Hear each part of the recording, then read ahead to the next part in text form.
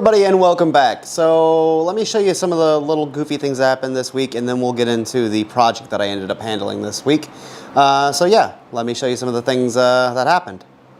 So as you guys know, last week I went and bought these two chairs, these two wonderful Eastlake guys, and I was looking at my YouTube page at comments you guys had left, as I try to do as much as humanly possible. Of course, there's always too many comments for me to get to, so I apologize. I do really wish I could comment back to you guys all, but it's, you know, I have to have time to work on the building as well. So, but I noticed one of the comments said, hey, my stepfather has left you two chairs on the side of your building. And I'm like, huh? So I came here as quickly as I could because I knew it was about to rain, and I found these two lovely guys, girls, you know, whatever. Two more absolutely stunning Eastlake chairs. Now, of course, these are missing the upholstery, and that's something I'm looking forward to learn anyways.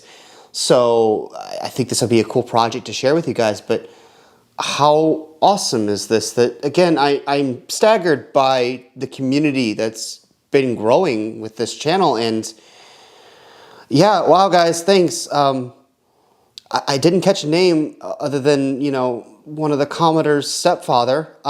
So thank you, Commodore's stepfather. It did come with a number, and I do plan on calling them and at least thanking them. You know, thank you guys. Wow. Yeah. I don't know if this happens to YouTubers a lot, gifts like this, but it's rather incredible. And they're basically exactly what needs to go in this house. I mean, they already look good in the parlor, right? Like, I can see a chit-chat happening here between the sets. You know, a little bit of alcohol being shared. It's just awesome. Of course, I wish there wasn't the blue on the wall, but, you know, once we get this all back together, you'll be sitting under the medallion, having a mojito or whatever. It's going to be wonderful. But yeah, thank you guys. Wow.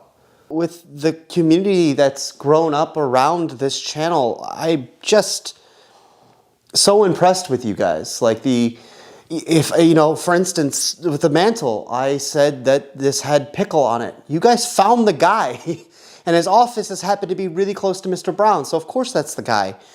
If, you know, I say anything, you guys do the research, you guys have community, you know, a community growing that you support each other, and I've seen questions answered that other people had that I don't have the time to get to sometimes. And I just want to thank you guys all for sharing your information. You know, information is more valuable than things, especially when doing something like this. Not that the things aren't valuable, and, you know, of course I appreciate that, but the fact that you guys are so open and caring to one another, and that we're not I haven't really been experiencing much of the dark side of the internet, I think is really, really wonderful. And yeah, you guys all deserve some praise for that, because you guys make this channel what it is. I'm just a guy with a camera that talks about an old house, but you guys really make it come to life and breathe. So for that, I am deeply, deeply thankful. So I guess on to the next thing. So a little update to the guitar that I was telling you guys about that was made from the old Lawler house. Helen and Kevin, I thought Martin, sorry about that. Helen and Kevin actually came and paid me a visit with the guitar. Kevin did an absolutely breathtaking job with this thing. It is stunning, and he's been doing it for 40 years. It came out amazing. There's even, because the back, I'm sorry, I don't have like the guitar vocabulary, but the back of the guitar is actually made from one of the beams of the house, and it even has a pretty deep gouge in it that he left in the wood from when a brick fell, when the building collapsed and a brick fell on that beam, and it created a pretty deep gouge. And the fact that he left that, and he left the history in it, I think is absolutely incredible, and I'm so happy to know them. And they didn't come just with a guitar.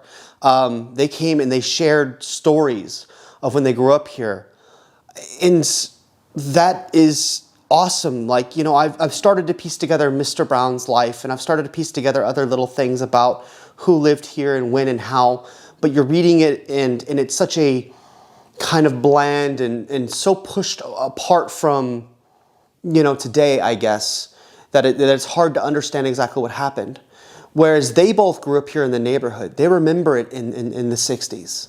They knew what the neighborhood looked like before its massive downturn, before things changed around here. They knew the neighborhood. And sharing their stories is, you get a sense of what it was, right? Like, you can read 1,000 books on something, but when you go and talk to a person and they have firsthand information, it's some of the coolest stuff. Kevin told me an amazing story of when one of the houses back behind my house, about 2 blocks back, some kids were playing on one of the grates in front that would go to a stairwell down. It's a metal grate that would go over a stairwell that would lead into a basement. And they were jumping on it and they would hear these roars from underneath. Well, eventually the word got to the police that there was these roars coming out of the basement. They went to investigate, and there were 2 full-grown, 1 male, 1 female lions, African lions, that this guy was keeping for pets in his basement in 1965 in my neighborhood.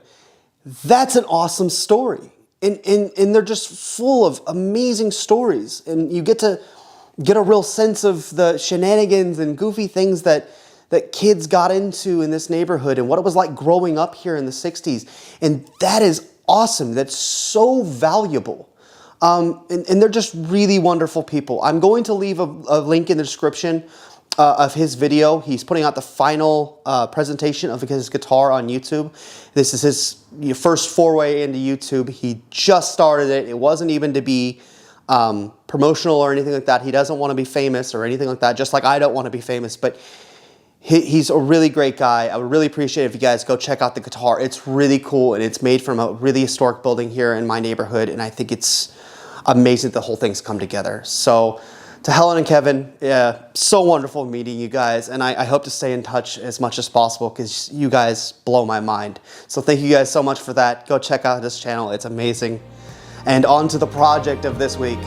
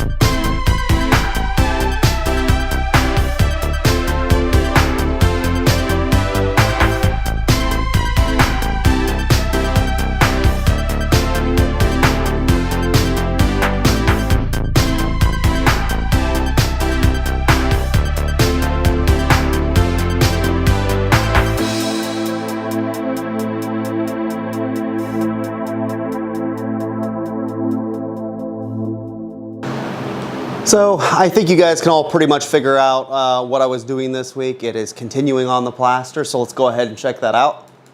Here we are. So as you can see, this is still scratch coat. This is my second coat here. And I've got this wall here done with the second coat as well. And I've also started patching this wall. This being an interior wall, so this is the wall that's shared between the maid's room and the library.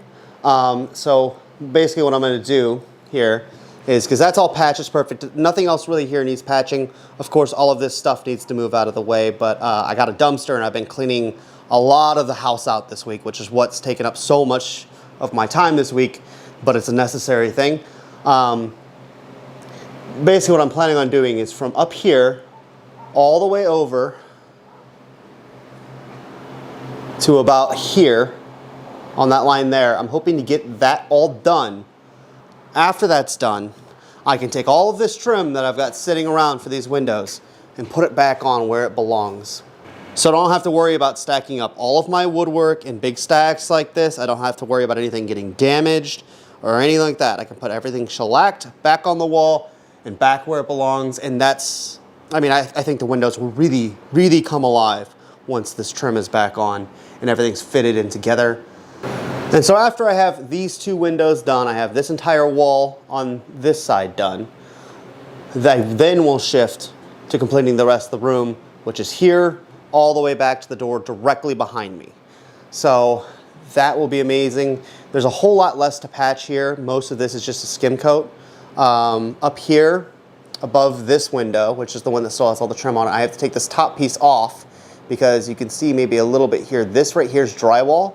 And as you can see up at the top there where it's black and stuff, that is mold. And basically anytime they would put drywall up in this house is where we've gotten mold. This isn't mold resistant stuff, and when it's directly against the brick, there's nowhere for the moisture to go except for right in it, soaking it every time. So yeah, if you have a brick house, if you want to fur the walls out and put up drywall, that's fine.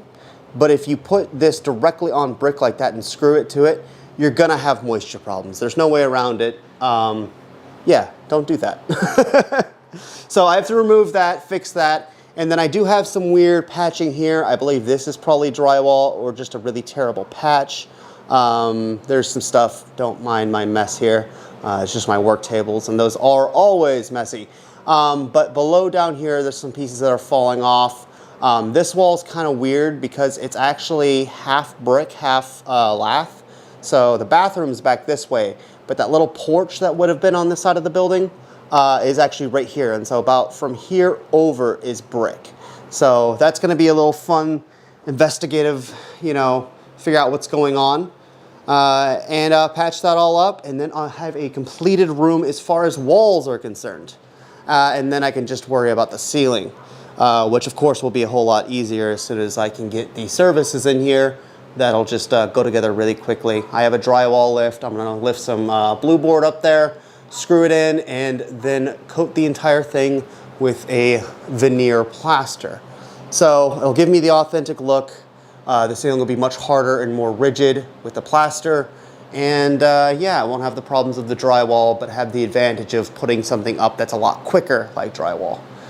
So that's what we're gonna do there.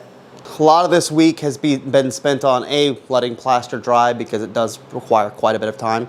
But then B, like I've been spending a lot of time just trying to get some of these rooms cleaned out. I've had, like the maid's room for instance, was just completely full of trash bags because I didn't really have anywhere to go with anything. There are dumpsters here, but things accumulate faster than my dumpsters can handle. But to get an actual construction dumpster has been really hard recently. For whatever reason, everybody's sold out like months in advance of construction dumpsters. Good sign for the city. Absolutely not complaining about that, but it would be nice to get one when I need one. But we figured out a way, so this is the week. I've been waiting for about a month to get one. This is the week that it finally showed up, so I had to spend a lot of time doing that.